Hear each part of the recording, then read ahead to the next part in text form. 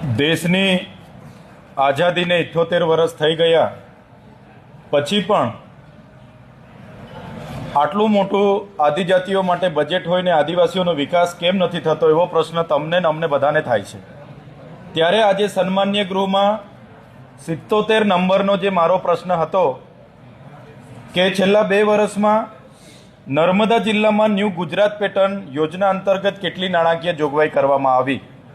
આદિજાતિ વિકાસના બજેટની આગળ આપણે વાત કરી હતી કે ગયા વર્ષે 5120 કરોડ રૂપિયા ફાળવવામાં આવ્યા, એમાંથી 2410 કરોડ રૂપિયાનો જ ખર્ચો થયો, એટલે 50% રકમનો ખર્ચો થયો। એમાં પણ જે અમને નર્મદા જિલ્લામાં જે બજેટ મળ્યું 92 કરોડ 63 લાખ અને 49,000, તો એ બજેટની તાલુકા કક્ષાની મિટિંગમાં પણ હું હાજર હતો, જિલ્લા કક્ષાની મિટિંગમાં પણ હું હાજર હતો, અને અમે જે આયોજનો એ કમિટીને આપ્યા કે ભાઈ ડેડિયાપાડા અને સાગબારા તાલુકામાં ત્યાંના લોકોને ખેતીવાડી બોરવેલ જોઈએ છે, પશુપાલન માટે ગાય ભેંસ જોઈએ છે, ત્યાંના લોકોને પીવાના પાણીની સમસ્યા છે એ પૂરી પાડો, આંગણવાડી નથી એ બનાવી આપો, શાળાના ઓરડા નથી એ બનાવી આપો।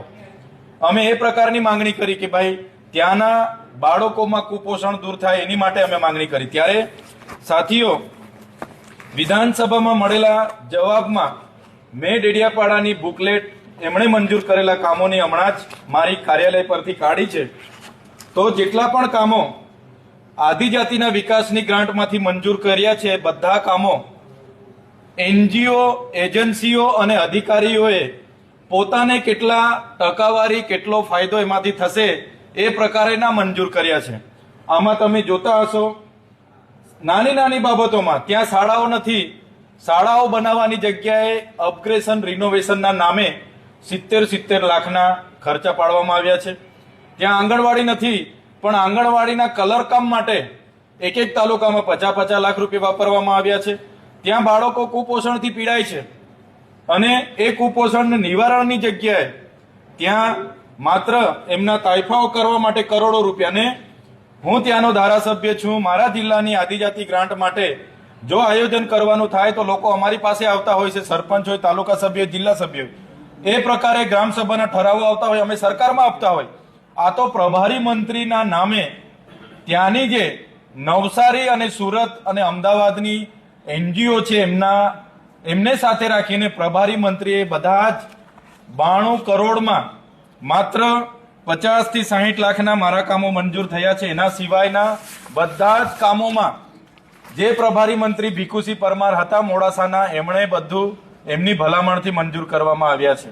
આ જ પ્રકારે આદિજાતિના 14 જિલ્લામાં ગુજરાત પેટર્નમાંથી બિન આદિવાસી લોકોની એનજીઓ, બિન આદિવાસી લોકોની એજન્સીઓ અને આવા બિન આદિવાસી અધિકારીઓના પ્રમાણે જે આદિવાસીઓનું બજેટ આવે છે એમના પેટમાં જાય છે।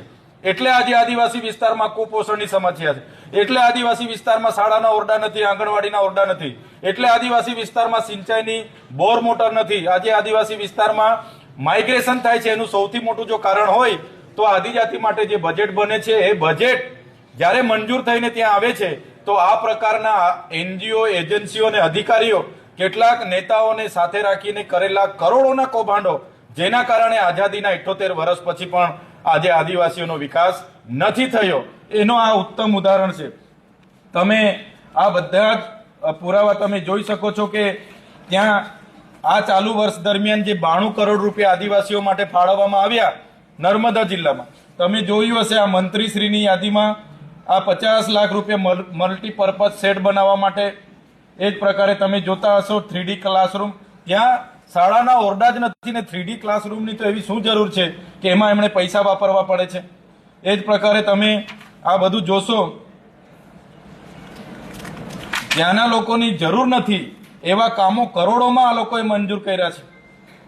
દૂધ પીવા માટેના મગ, સંજીવનીના દૂધ પીવા માટેના મગ માટે 70 લાખ રૂપિયા, દરેક તાલુકામાં 70 લાખ રૂપિયા। હવે દૂધ સંજીવની એ પાઉચમાં આવે છે, એના મગ કેવા હશે કે જેના માટે 70 લાખ રૂપિયા એક જગ્યાના બિલો મંજૂર કરવામાં આવતા હશે। ડુનટ મશીન વિથ કિટ સેટના મોડ્યુલવાળા એમાં 40,50,000 રૂપિયા। એ જ પ્રકારે બધું બજેટ શાળાઓના અપગ્રેશન માટે, શાળાના અપગ્રેશન એટલે કલર કામ માટે 50 લાખ રૂપિયા। બંક બેડ અને બેન્કિંગ સેટ પૂરા. હવે ત્યાં શું છે તો તમે બંક બેડ ને બંકિંગ સેટ આપવાના છો, એના 50 લાખ રૂપિયા. તમે જોઈ લો, આખું ગુજરાત પેટર્નનું બજેટ માન્ય મંત્રીશ્રીની પ્રભારી મંત્રી, એને પ્રભારી મંત્રી તરીકે મૂકવામાં આવે છે, એને કોઈ આયોજન કરવાનું રહેતું નથી. છતાં નર્મદા જિલ્લાનું ગત વર્ષે મળેલું 92 કરોડનું બજેટ એજન્સીઓના કહેવા પ્રમાણે 10% કમિશનનો લઈને પ્રભારી મંત્રીઓ જે પણ બનાવવામાં આવે છે, આદિજાતિનું બજેટ આ રીતના સગે વગે કરે છે અને આદિજાતિઓના વિકાસનું બજેટ આદિવાસીઓ માટે વપરાતું નથી અને અધિકારીઓ અને આવી એજન્સીઓ આવા નેતાઓના પેટમાં જાય છે. એ હું દાવા સાથે કેમ છું, કેમ કે અમે જે પ્રકારે આજે વિધાનસભાના ગૃહમાં અમને માહિતી મળી અને તાત્કાલિક અસરથી એની મૂળમાં જવાનો પ્રયાસ કર્યો, તો મૂળમાં ગયા તો અમે પણ ચોંકી ગયા કે આદિજાતિનું બજેટ આ પ્રમાણે બિનજરૂરી યોજનાઓમાં વપરાય છે, જેનો આજના સવાલમાં ઉત્તમ નમૂના તમને હું બતાવી રહ્યો છું. સાથીઓ, એટલે જ આઝાદીના 78 વર્ષ પછી ટ્રાઇબલ વિસ્તારનો વિકાસ નથી થયો. ટ્રાઇબલ સપ્લાનમાં ડેવલપમેન્ટ સપોર્ટ એજન્સી, જે એમના મંત્રી તંત્રીની એજન્સી છે, એના દ્વારા આખું બજેટ સગે વગે કરવામાં આવે છે. થોડું ઘણું બજેટ જિલ્લામાં આવે છે તો આવા પ્રભારી મંત્રીઓ, એમના શિક્ષણ અધિકારીઓ અને એમના એનજીઓ અને એજન્સીઓ વાળા સગે વગે કરે છે.